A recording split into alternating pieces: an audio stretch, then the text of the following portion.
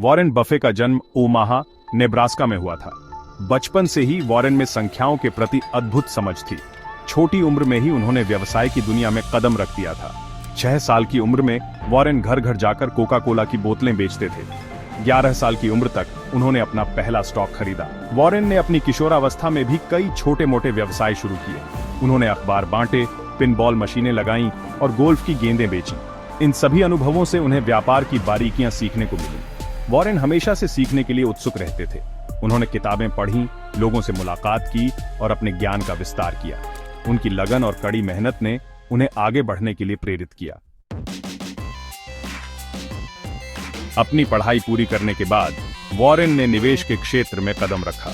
शुरुआत में उन्हें कुछ असफलताओं का सामना करना पड़ा, लेकिन उन्होंने हार नहीं मानी। अपनी गलतियों से सीखते हुए उन्होंने अपने निवेश के तरीकों को और निखारा। वॉरेन ने वैल्यू इन्वेस्टिंग के सिद्धांत को अपनाया। इस रणनीति के तहत वे उन कंपनियों में निवेश करते थे जिनकी कीमत उनकी वास्तविक कीमत से कम होती थी। धीरे धीरे उनकी पहचान एक चतुर और दूरदर्शी निवेशक के रूप में बनने लगी। वॉरेन बफे की सफलता का राज उनकी सरल लेकिन प्रभावी रणनीतियों में छिपा है। वे हमेशा लंबी अवधि के निवेश में विश्वास रखते हैं।